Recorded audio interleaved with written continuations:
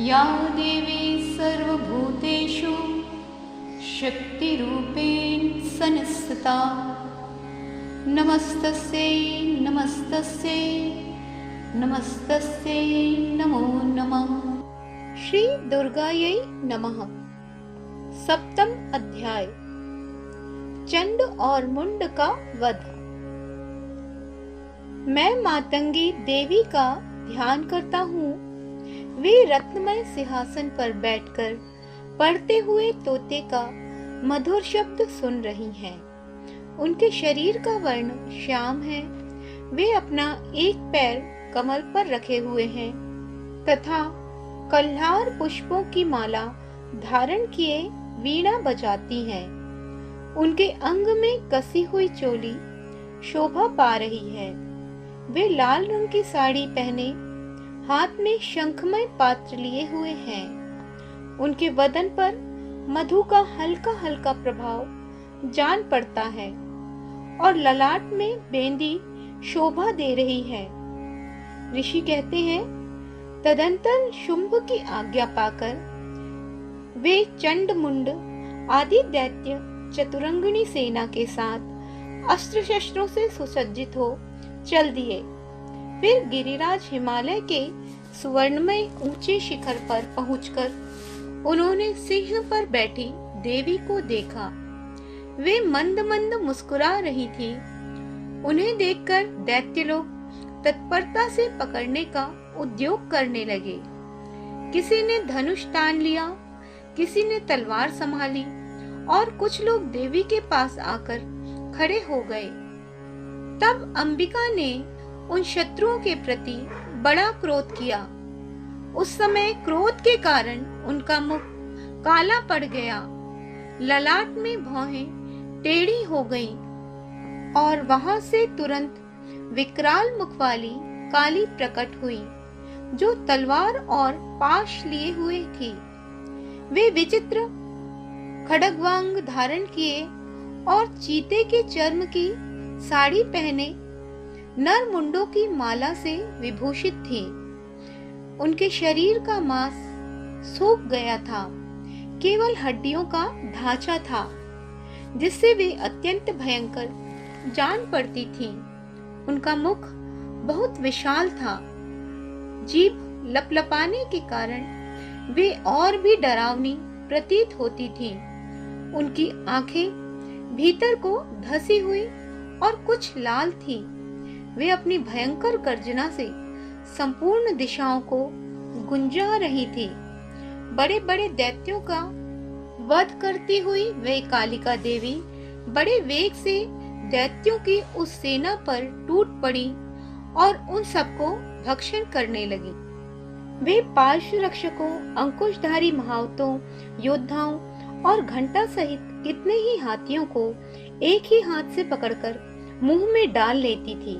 इसी प्रकार घोड़े, रथ और सारथी के साथ रथी सैनिकों को मुंह में डालकर वे उन्हें बड़े भयानक रूप से चबा डालती थी। किसी के बाल पकड़ लेती, किसी का गला दबा देती, किसी को पैरों से कुचल डालती और किसी को छाती के धक्के से गिराकर मार डालती थी।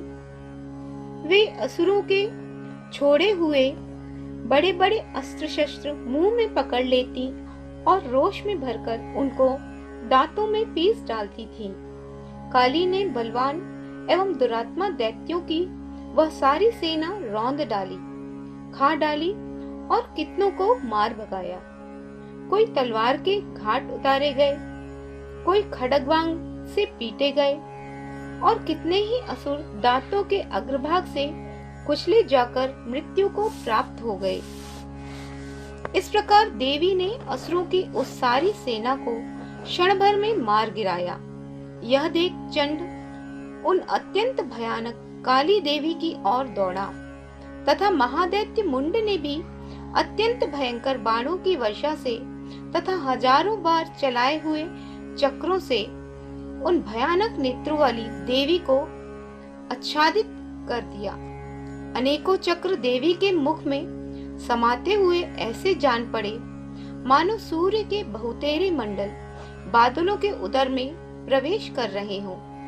तब भयंकर गर्जना करने वाली काली ने अत्यंत रोष में भरकर विकट अट्टहास किया। उस समय उनके विकराल वदन के भीतर कठिनता से देखे जा सकने वाले दांतों की प्रभा से वे अत्यंत उज्जवल दिखाई देती थी। देवी ने बहुत बड़ी तलवार हाथ में ले हम का उच्चारण करके चंड पर धावा किया और उसके केश पकड़कर उसी तलवार से उसका मस्तक काट डाला। चंड को मारा गया देखकर मुंड भी देवी की ओर दौड़ा। तब देवी ने रोष में भरकर उसे भी तलवार से घायल करके धरती पर सुला दिया।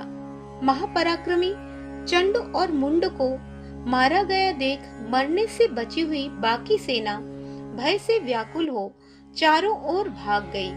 तदंतर काली ने चंड और मुंड का मस्तक हाथ में ले चंडिका के पास जाकर प्रचंड अट्टहास करते हुए कहा, देवी, मैंने चंड और मुंड नामक इन दो महापशुओं को तुम्हें भेंट किया है। अब युद्ध यज्ञ में तुम शुंभ और निशुंभ का स्वयं ही वध करना।